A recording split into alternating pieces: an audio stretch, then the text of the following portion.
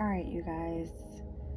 So I know I said that I wasn't going to do Aquarius's reading, but I'm going to do Aquarius's reading. All right. I'm hoping it gives like a different energy because the moon has transitioned into Cancer.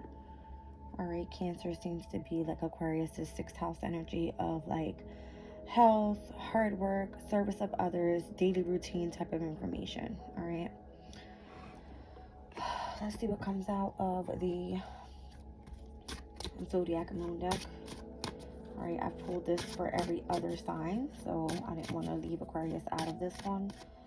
All right, I will roll the Astro Days. Let's just kind of see what comes out there.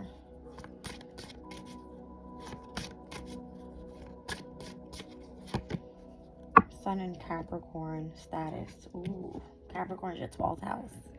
All right, so it says you're working diligently towards your goals. And notice how there's like a big illumination above these steps here. All right, so we can be speaking about if you're working doing like spiritual work, you could be a person of leadership, I'm getting. All right, let me just kind of see what comes out on the Astro Days.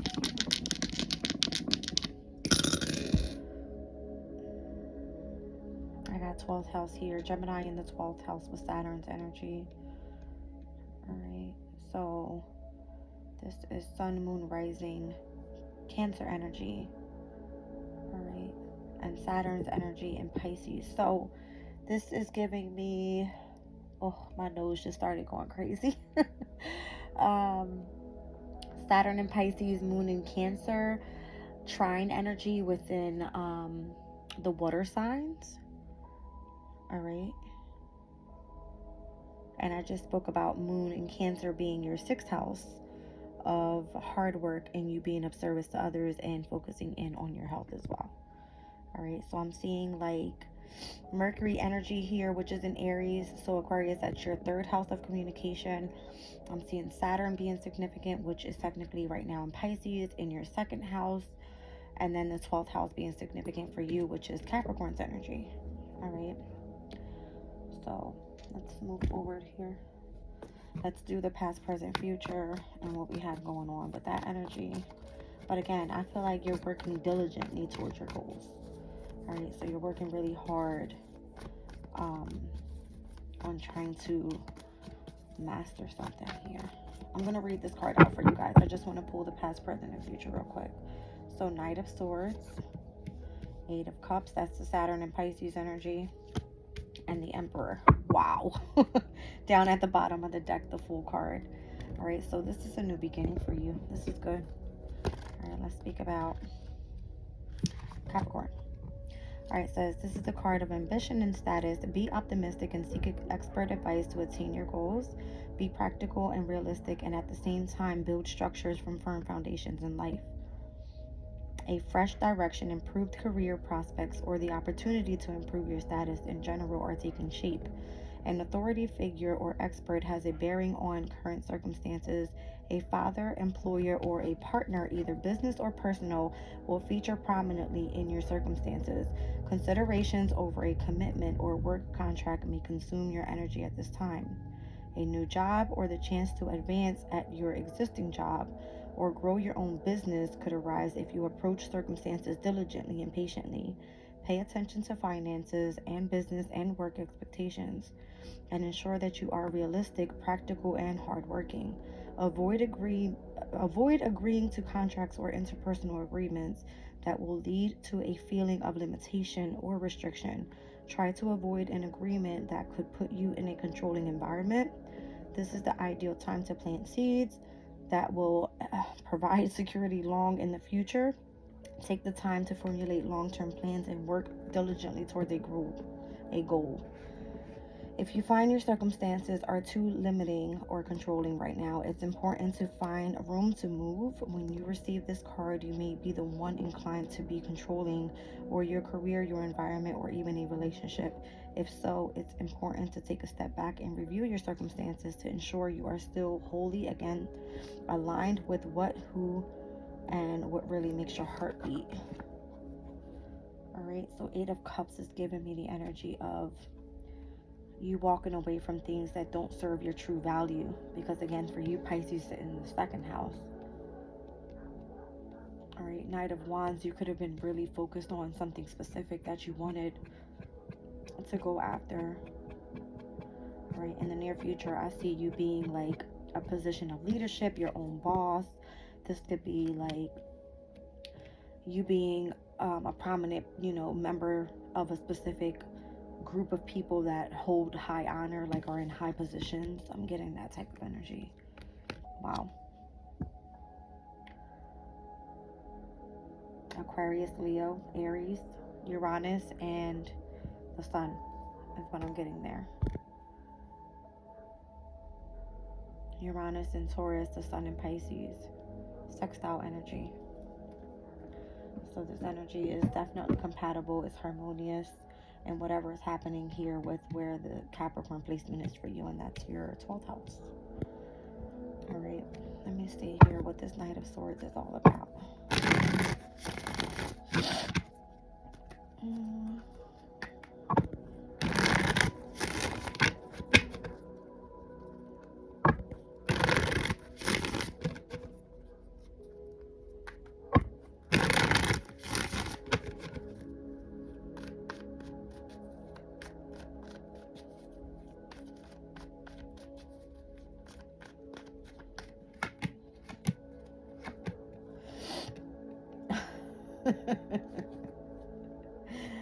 Okay.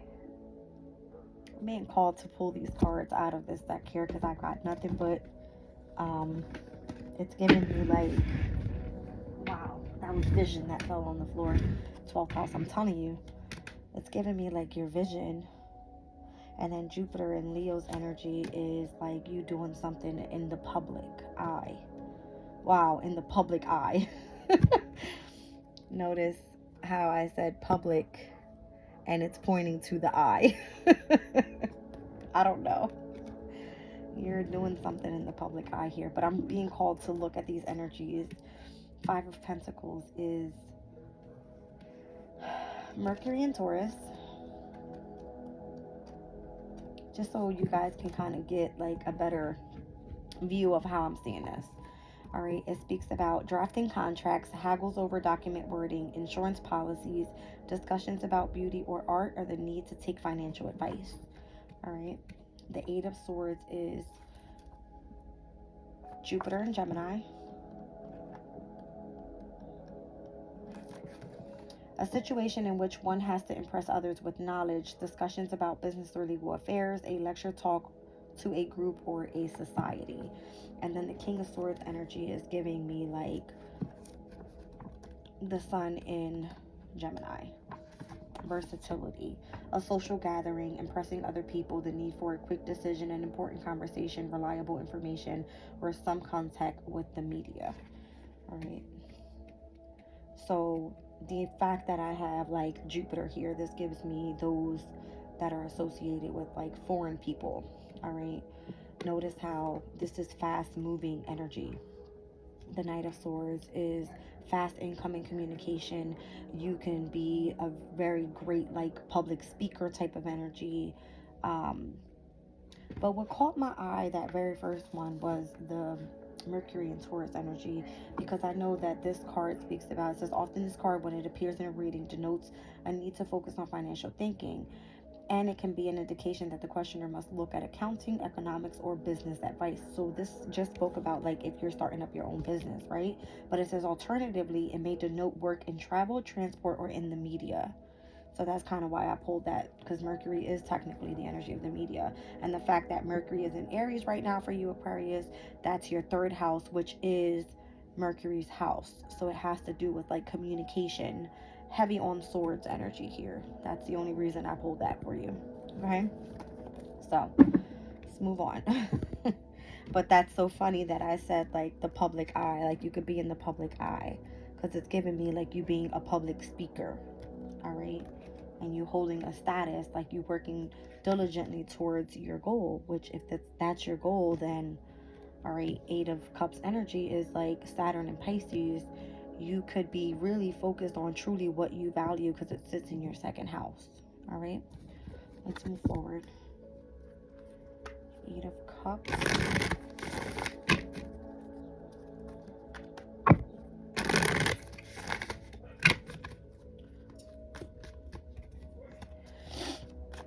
Interesting.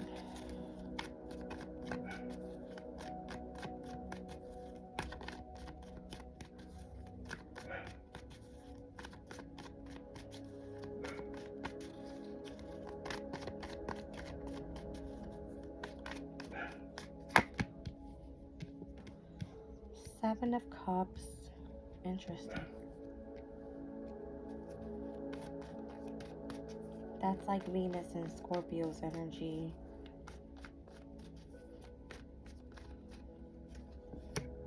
Nine of Swords. That is Mars and Gemini energy. And the Ten of Swords. You see what I'm seeing? So much Gemini energy here. I've got the 8, the 9, and the 10 of Swords with the King of Swords. This is all Gemini energy. Saturn and Pisces, which technically those two energies would be at a square. All right. Here I have the 5 of Pentacles, which speaks about Saturn and Taurus. And here is Venus in Scorpio. So I have like opposing energies here. There's a lot of tension, whatever this is. And I feel like even though this is like causing discomfort for you, or it makes you feel like you're going through a lot of stress, do not give up. Continue working diligently towards your goal, because in the end, it's you and the Emperor. And this is a new journey for you, and it's requiring you to have strength. That's what I'm saying. Wow. So this can speak about like the many options that you have available to you right now. How right now you may feel that you are up in your head about whether even having to move on from a specific situation, feeling like, you know, you're depleted mentally with whatever this is. But I feel like once you get through that threshold of being able to overcome that energy of just the mental state, you're an Aquarius, right? You're intellectual, like you are all about technology, science. You're very innovative, you're very eccentric in your own way. You can handle this energy. You were made for this. This is you. This is you. And it's clearly showing Aries energy, which is your 3rd house of communication. You're meant to do this. It's like, don't give up on your goal. You clearly know where you're going. Gemini is all over this. Aries in your 3rd house, Gemini's house. It's clearly saying in the future, you're the Emperor. You can have your own business. Capricorn is like, it's saying your status. This is all about like what you want, right? 10th house energy.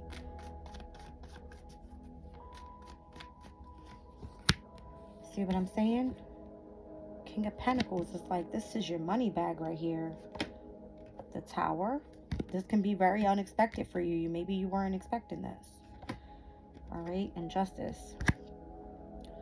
So Libra is your 9th house energy, which definitely has a lot to do with Jupiter energy. I'm seeing Jupiter and Leo right here. So Leo is your 7th house. That could be a contract, right? 12th house is obviously came up here, Capricorn. Publicly speaking. All right. Utilizing the energy of your vision. Pisces energy is again, it's your 2nd house. So it's creativity and like spiritual work is what I'm getting.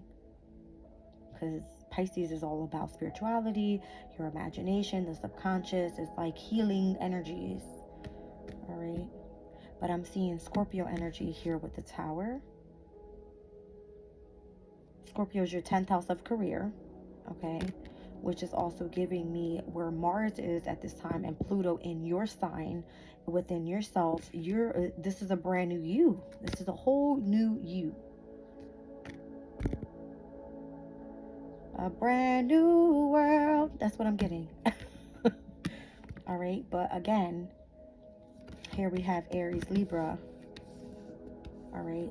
2 major arcanas for where the nodes are at this time. 3rd and 9th houses for you. Mercury, Gemini.